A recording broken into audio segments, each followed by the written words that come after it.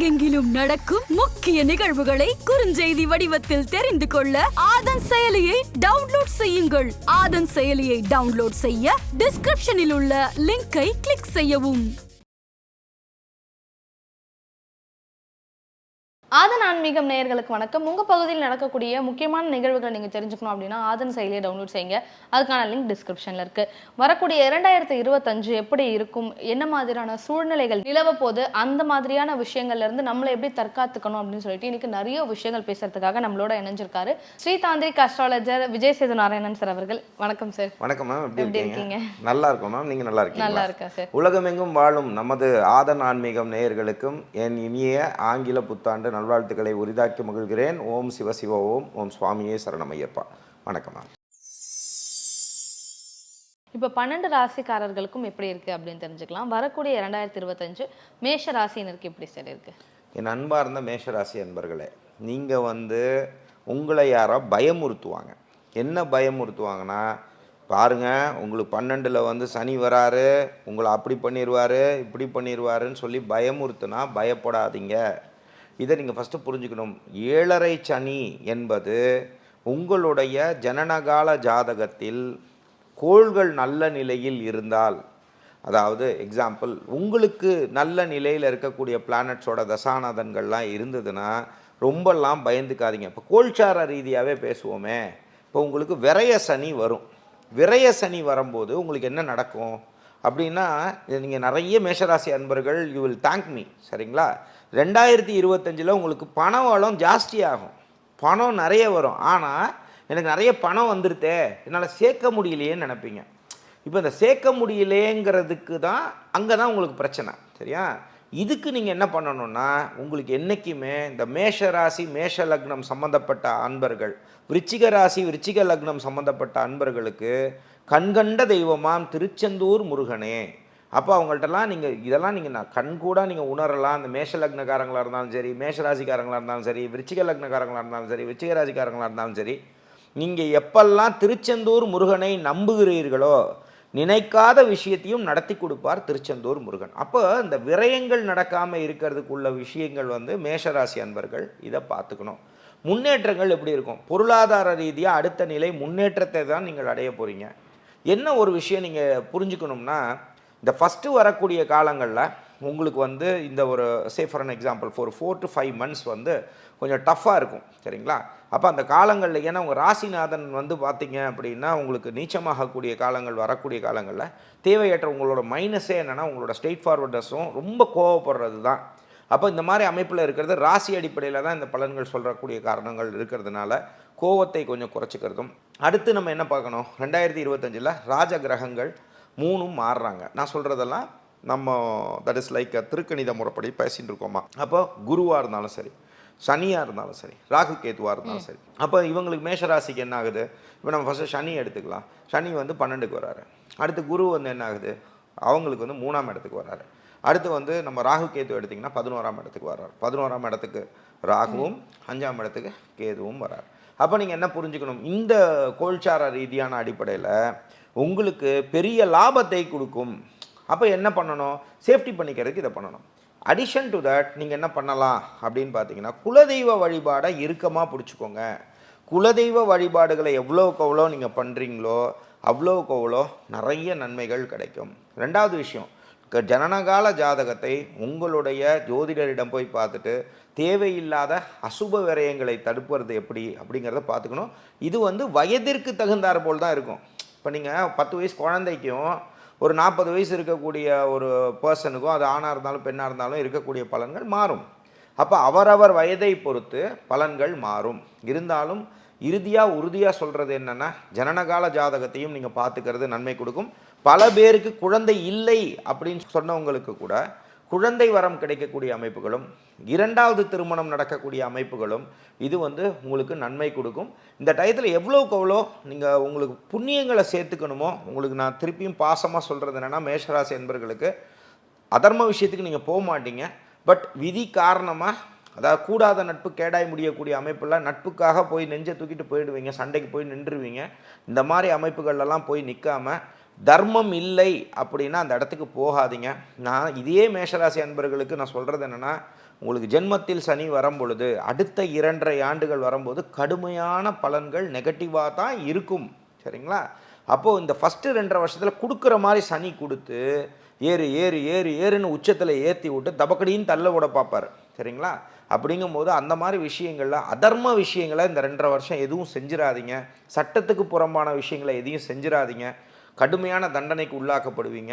இந்த மாதிரி விஷயங்களுக்கு ரொம்ப கவனமாக இருந்துக்கிறது. கன்சர்வேட்டிவாக நீங்கள் கொண்டு போனீங்கன்னா இது நான் மத்தியம பலன்னு சொல்லுவேன் மேஷராசிக்கு. அதே மாதிரி பெண்கள் இதில் இருக்கக்கூடிய மேஷராசி அன்பர்களில் இருக்கக்கூடிய பெண்களுக்கு இதில் 12 ராசிக்கும் சொல்லுவேங்க.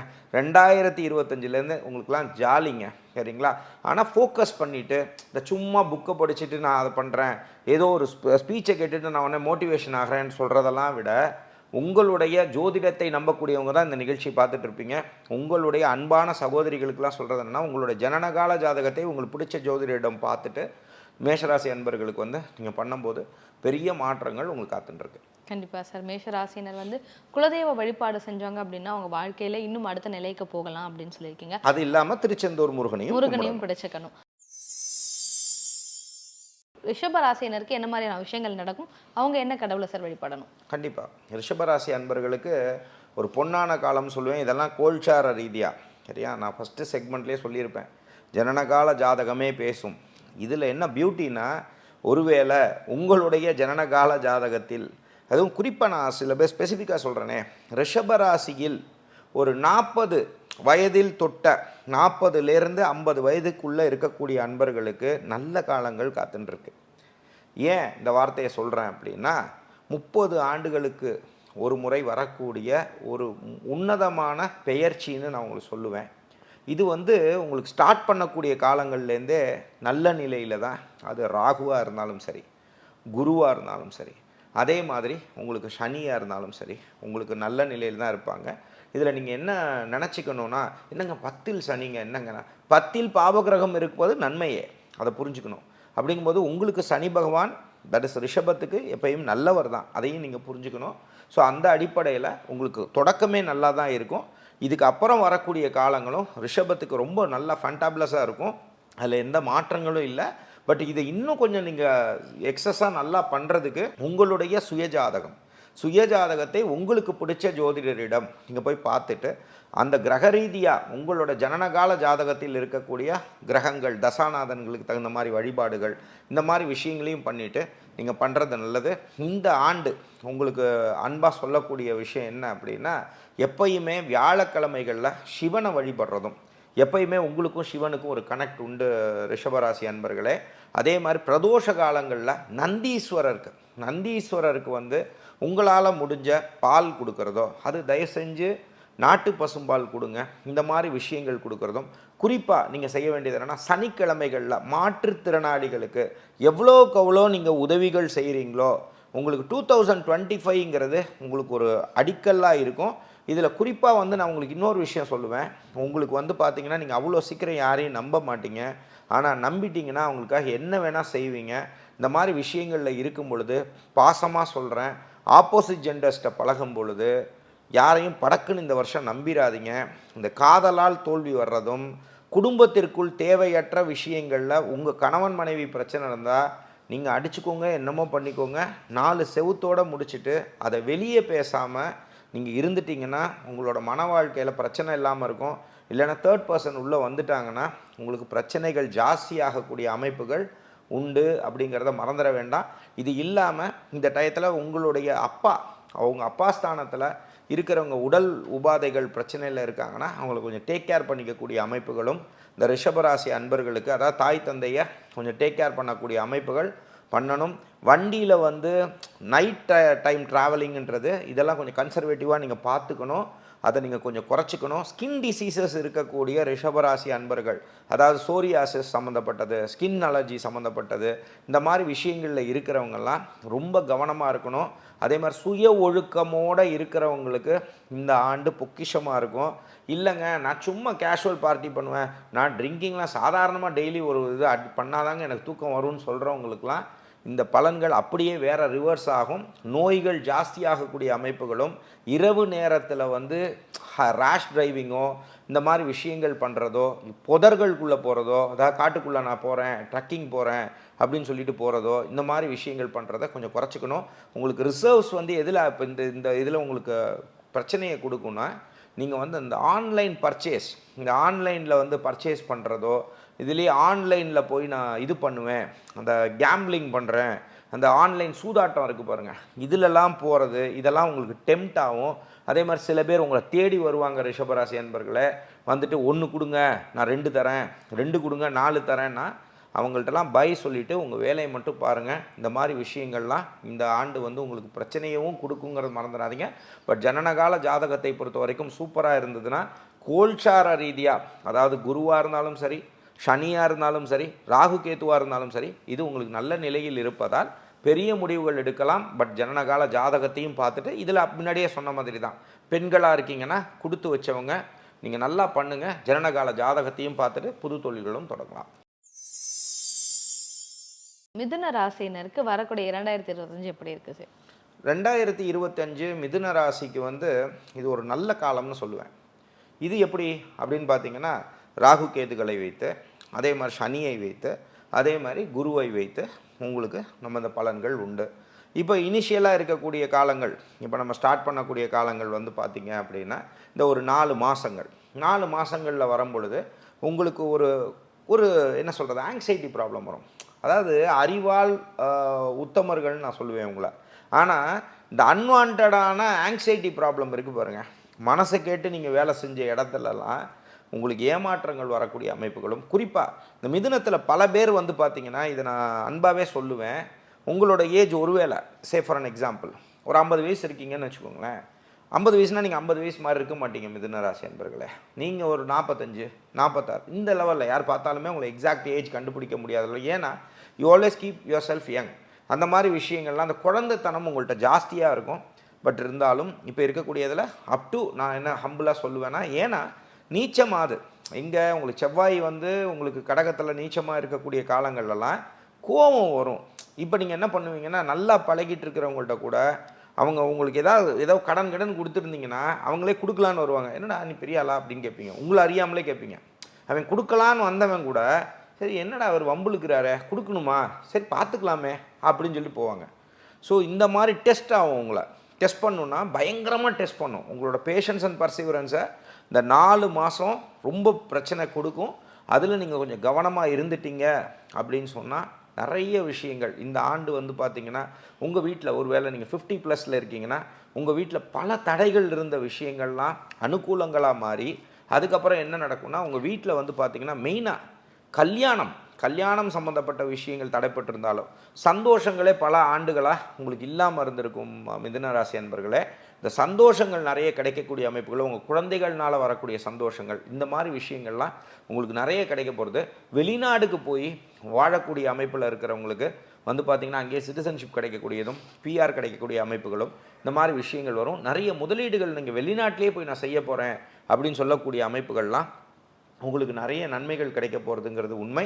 பட் இருந்தாலும் கவனம்ன்றது உங்களுக்கு அந்த வயதில் பெண்கள் அதாவது வயது முதிர்ந்தவர்களுக்கெல்லாம் வந்து பார்த்திங்க அப்படின்னா, இந்த வழுக்கி விழக்கூடிய அமைப்புகள், அதே மாதிரி நான் சும்மா நின்றுருந்தேன் டபக்குன்னு வந்து யாரோ இடிச்சிட்டாங்க, இந்த மாதிரி விஷயங்கள்லாம் உங்களுக்கு சில பாதிப்பை கொடுக்கும். அதே மாதிரி சில பேர் உங்களை பயமுறுத்துவாங்க. உங்களுக்கு வந்து 10ல் வந்து சனி வராரு. திருப்பியும் சொல்கிறேன், இந்த மிதுனத்தை பொறுத்த வரைக்கும் சனி கெட்டவர் கிடையாது, சரிங்களா? அப்போது இது ஒரு சாஸ்திரமே என்ன சொல்லுது, ஜோதிட சாஸ்திரத்தில் 10ல் கெட்டோன் இருந்தால் நல்லது, ஆனால் அது உங்களுக்கு நன்மையை தான் கொடுக்கும். அதனால் சனி பகவானுக்கு இருக்கார், எதாவது பண்ணிடுவாரா, ஒன்றும் பண்ண மாட்டார். அதனால் அவர் நல்லதை தான் செய்வார். பட் இருந்தாலும் உங்களுடைய ஜனனகால ஜாதகத்தையும் மிதுனத்துக்கெல்லாம் நான் சொல்லக்கூடிய அன்பான விஷயம் என்னென்னா, 12 ராசிக்கும் நான் சொல்கிறது ஏன் அப்படின்னா, ராஜ கிரகங்கள் 3 கிரகங்களுமே பெயர்ச்சி ஆகிறதுனால உங்களுடைய ஜனனகால ஜாதகத்தை உங்களுக்கு பிடிச்ச ஜோதிடரிடம் நீங்கள் பார்த்துக்கும்போது நன்மை கிடைக்கும். இந்த சிறு வயதில் இருக்கிறவங்க, உங்கள் வீட்டில் மிதுன ராசி அன்பர்கள் இருந்தாங்க அப்படின்னா அவங்க ஆக்டிவிட்டீஸ்லாம் கொஞ்சம் வாட்ச் பண்ணுங்கள். அதே மாதிரி வந்து பார்த்திங்கன்னா, அந்த நைட் டைம் ரொம்ப முழிச்சிட்டு இருக்காங்க அப்படின்னா, அந்த நான் சொல்கிறது டீனேஜில் இருக்க குழந்தைங்களுக்கும் சொல்கிறேன், இந்த காலேஜ் படிக்கிற குழந்தைங்களும் சொல்கிறேன். நீங்கள் பேரண்ட்ஸாக இருந்தால் நீங்கள் எந்த ராசியாக இருந்தாலும் சரி, உங்கள் வீட்டில் இருக்கக்கூடிய குழந்தை மிதுன ராசியாக இருந்ததுன்னா அவங்கள கொஞ்சம் வாட்ச் பண்ணுங்கள். தவறான பாதைக்கு போகக்கூடிய அமைப்புகளும் தவறான வழிக்கு போகக்கூடிய அமைப்புகளும் அந்த இடத்துல நீங்கள் என்ன பண்ணக்கூடாது, அதில் போய் தண்ணி விட்டு அவங்கள வளர்த்து விட்ற வேலை பண்ணாமல் இப்போ இருக்கிறதுல கெட்ட பழக்கங்களுக்கு போகக்கூடிய அமைப்புகள் அந்த டயத்தில் வரும். அவங்க செய்யக்கூடிய தொழில்னா நான் மீன் பண்ணுறது படிக்கிற குழந்தைங்களுக்கு படிப்பு தான் தொழில், அதே மாதிரி வேலைக்கு போகிறவங்களுக்கு வேலை தான் தொழில். அந்த மாதிரி அந்த படிக்கக்கூடிய குழந்தைகளுக்கு இந்த மாதிரி டிஸ்ட்ராக்ஷன்ஸ் வரக்கூடிய அமைப்புகள்லாம் இருந்ததுன்னா தேவையற்ற உறவுகளை கட் பண்ணி விட தான் பார்க்கணுமே ஒழிஞ்சு தேவையற்ற உறவுகளை என்டர்டெயின் பண்ணி வளர்த்து விட்றாதீங்க. இந்த மாதிரி விஷயங்கள் பண்ணாமல் பண்ணிக்கணும். அதே மாதிரி நீங்கள் வழிபட வேண்டியது என்னென்னா அகோர வீரபத்ர சுவாமி, அகோர வீரபத்ரரை வழிபட்டுட்டே இருக்கிறதும், அகோர வீரபத்ரரையும் அதே மாதிரி பத்ரகாளியை வழிபட்டுட்டே இருக்கிறதும் உங்களுக்கு மிகப்பெரிய நன்மை கொடுக்கும். அதே மாதிரி வந்து பார்த்திங்கன்னா எப்போயா டைம் கிடச்சதுன்னா நம்மளோட புதன் ஸ்தலத்துக்கு போகிறது, அங்கே அகோர மூர்த்தி சந்நிதிக்கு போகிறது. அகோர மூர்த்தி சந்நிதிக்கு போய்ட்டு மனசார உட்காந்துக்கணும். அங்கே போய்ட்டு சாமி இதை கூட அதை கூட அதை கூட அதெல்லாம் கேட்க வேணாங்க. வேண்டுதல் வேண்டாமல் இளாநடி சேர்ந்தாருக்கு யாண்டும் இடும்பையில், சரிங்களா?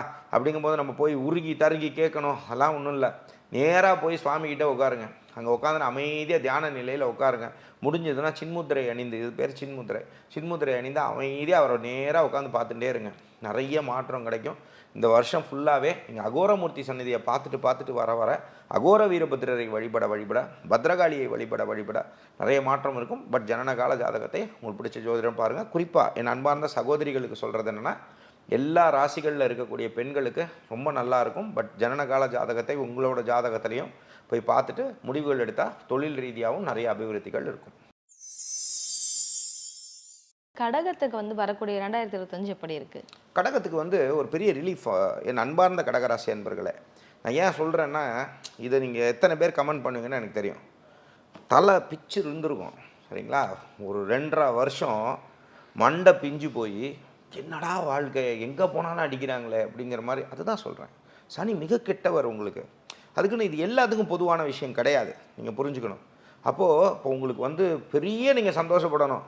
என்ன, உங்களுக்கு சனி வந்து அந்த அஷ்டமத்து சனி முடிஞ்சு உங்களுக்கு பெரிய நன்மைகள் கிடைக்க போகிறது. ஃபஸ்ட்டு என்ன இருக்கும், ஒரு பெரிய கனம் உங்களை விட்டு குறையும், சரிங்களா? எப்பயுமே நீங்கள் நல்லா புரிஞ்சுக்கணும், கடகத்துக்கு வந்து சனி எப்பெல்லாம் டச் பண்ணாலும் உங்களுக்கு பிரச்சனையை தான் கொடுப்பார். அந்த வகையில் உங்களுக்கு பெரிய ரிலீஃப்னு சொல்லுவேன். நிறைய விஷயங்களில் வாழ்க்கைனா என்ன, அது அவரவர் வயதை பொறுத்து, சரிங்களா? குறிப்பாக அடிப்பட்டது யார் அப்படின்னு பார்த்தீங்கன்னா, இந்த 30லேருந்து 40 இருந்த கடகராசி அன்பர்கள், இந்த கடக லக்னக்காரங்கெல்லாம் பொழந்து எடுத்திருக்கும். அப்படின்னா அவ்வளோ கஷ்டத்தை கொடுத்துருக்கோம். அந்த மாதிரி விஷயங்களில் இது என்ன, நீங்கள் இதில் டேக்அவே எடுத்துக்கணும். ஒரு பாசிட்டிவாக இருந்தாலும் சரி, நெகட்டிவாக இருந்தால் என்ன டேக்அவே எடுத்துக்கணும்னா, இதையே நீங்கள் நெகட்டிவாக நடந்த டேக்அவேயே எப்படி நீங்கள் பாசிட்டிவாக எடுத்துக்கணும்னா, என்ன உலகத்தில் நடந்தது, எவன் வந்து நல்லவன் எவன் கெட்டவன், யாரெல்லாம் நம்ம கூடையே இருந்து குழி பறிச்சாங்க, யாரெல்லாம் இந்த உலகத்தில் எப்படி இருந்தால் பொழைக்க முடியும், நம்ம இவ்வளோ இதாக இருந்திருக்கோமே, இனிமேல் நம்ம இந்த தவறுகள் செய்ய வேண்டாம் அப்படின்னு சொல்லக்கூடிய லெசன்ஸ் நீங்கள் கற்றுன்றது வந்து இனி வரக்கூடிய யோகங்கள் சனியே கொடுப்பார், சரியா?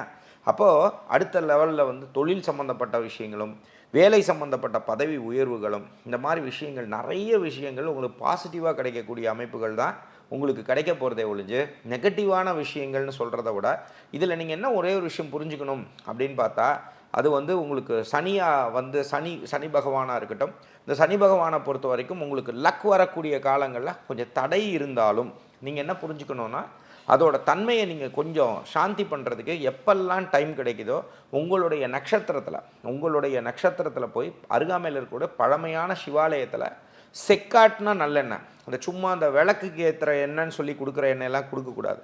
அது மாதிரி செக்காட்னா நல்லெண்ணெய், அதை வாங்கி அதை வந்து எண்ணெய் கொடுத்துட்டே வாங்க. அதே மாதிரி வாய்ப்புகள் ஏற்பட்டது அப்படின்னு சொன்னால் நேராக திருநள்ளாறு போயிட்டு வாங்க. திருநள்ளாறு போயிட்டு அங்கே நீங்கள் நல்லா புரிஞ்சுக்கணும் அன்பர்களே, நலனை காப்பாற்றினது வந்து சனி பகவான் கிடையாது. எல்லாம் ஓடி சனி பகவானை போய் கும்பிடக்கூடாது, நீங்கள் அதை புரிஞ்சுக்கணும். அங்கே நலனை காப்பாற்றினது சிவபெருமான். அதனால் சிவபெருமான் வேறு சனி வேறு, அதை நீங்கள் புரிஞ்சுக்கணும். அப்படிங்கும்போது அங்கே போயிட்டு சிவபெருமானை தொழுதுட்டு வரணுமே ஒழிஞ்சு அங்கே போய் குடுன்னு, ஏன்னா நிறைய ஜோசியர் சொல்லி நேராக சனி பகவானே கும்பிட ஆரம்பிச்சாச்சு. இப்போ அங்கே நலனை காப்பாற்றின சிவபெருமான்றதை மனசில் நினச்சிட்டு சிவனை எவ்வளோக்கு அவ்வளோ இந்த ஆண்டு நீங்கள் தொழுதுகிட்டே வரீங்களோ நல்லெண்ணெய் நிறைய கொடுத்துட்டே வாங்க. உங்களுடைய ஜனனகால ஜாதகத்தை பார்த்துக்கோங்க. ஒருவேளை சில பேர்லாம் வந்து பார்த்திங்கன்னா, ஒருவேளை கணவனாக இருக்கீங்க, கல்யாணம் இருந்தது, மனைவிக்கு நிறைய அபார்ஷன் ஆயிருந்தது, இல்லைங்க என்னங்க குழந்தை அப்படி இருக்குது, குழந்தை பிறக்கும். அதே மாதிரி ஒருவேளை பெண்ணாக இருக்கீங்க, எனக்கு பிசிஓடி ப்ராப்ளம் சொல்லிட்டாங்கங்க, எனக்கு குழந்தையில ப்ராப்ளம் இருக்குதுன்னு சொல்லிட்டாங்க, எனக்கு கர்ப்பப்பை பிரச்சனைன்னு சொல்லிட்டாங்க, நீங்கள் நினச்சி பார்ப்பீங்க இந்த வார்த்தைகளை. கண்டிப்பாக உறுதியாக உங்களுக்கு குழந்தை வரம் கிடைக்கும். இது யார் உங்களுக்கு கொடுக்க போகிறா அப்படின்னா சிவபெருமானே. இந்த சிவனை வந்து இந்த ஆண்டு ஃபுல்லாக நல்லா வழிபாடு பண்ணிட்டு வாங்க. ஜனனகால ஜாதகத்தையும் பார்த்துக்கோங்க. உங்களுக்கு ஒரு எளிமையான ஒரு பரிகாரம் சொல்கிறேன், இந்த என் அன்பான சகோதரிகளுக்கு சொல்கிறேன். கர்ப்பப்பை சம்மந்தமான பிரச்சனை, பிசிஓடி ப்ராப்ளம், இந்த மாதிரி விஷயங்கள் உங்களுக்கு யாராவது சொல்லியிருந்தாங்கன்னா, மருத்துவ ரீதியாக சொல்லியிருந்தாங்கன்னா நல்லா புரிஞ்சுக்கோங்க. மருத்துவருக்கெல்லாம் மருத்துவர் யார் அப்படின்னா சிவபெருமானே. சரிங்களா? சிவபெருமானை மனசார நினச்சிட்டு திங்கக்கிழமை நீங்கள் என்ன பண்ணலான்னா சிவ வழிபாடுகள் பண்ணிகிட்டே வர்றது, அபிஷேகங்கள் பண்ணிகிட்டே வர்றது, குறிப்பாக வைத்தியநாத சுவாமிக்கு போய் கோயிலுக்கு போயிட்டு வர்றது. வைத்தியத்தால் கைவிடப்பட்டவர்களுக்கு கூட வைத்தியநாத சுவாமி காப்பாற்றுவார்னு சொல்லுவாங்க. சரி, அதெல்லாம் சத்தியமான உண்மை. அதில் மத்தியான டயத்தில் அங்கே போயிட்டு படுத்து எந்திரிச்சிட்டு அங்கே சிவபெருமானை பார்த்துட்டு வழிபாடுகள் செஞ்சுட்டு வரும்பொழுது சரியாகும். ஒருவேளை உங்கள் குழந்தைகள் வந்து பிரச்சனை இருக்குங்க அப்படின்னு கர்ப்பத்தில் சொல்லுவாங்க. இதெல்லாம் சொல்லக்கூடிய கடகராசி அன்பர்கள் நிறைய சொல்லுவாங்க. டாக்டர் சொன்னால் பயந்துக்காதீங்க. நீங்கள் யாரை மனசுக்குள்ளே நினச்சிக்கணுன்னா தாயுமானவ சுவாமி. தாயுமானவ சுவாமிங்கிறது திருச்சி மலைக்கோட்டையில் இருக்கக்கூடிய தாயுமானவ சுவாமியை மனசார நினச்சிக்கோங்க. நினச்சின்னு என் குழந்தை நல்லபடியாக பிறந்ததுக்கப்புறமா நான் வாழைத்தார் எடுத்துன்னு வந்து நான் சாத்துறேன் அப்படின்னு சொல்லி மனசார நினச்சிட்டிங்கன்னா அந்த மகாதேவர் வந்து உங்கள் குழந்தைக்கு வந்து எந்த ஒரு குறையும் இல்லாமல் அவர் கொடுக்கறதுக்கு பெரிய உதவியாக இருப்பார். அது கொடுத்ததுக்கு அப்புறமா அதுக்கப்புறம் மறந்துடக்கூடாது சுவாமியை. அதுக்கப்புறம் போய் நன்றி சொல்கிறதுக்கு போய் அந்த சுவாமிக்கு போய் நீங்கள் என்ன நினச்சிருந்தீங்களோ அதை போய் செஞ்சுட்டு வாங்க. அது ஒரு பெரிய நன்மையை உங்களுக்கு கொடுக்கும்.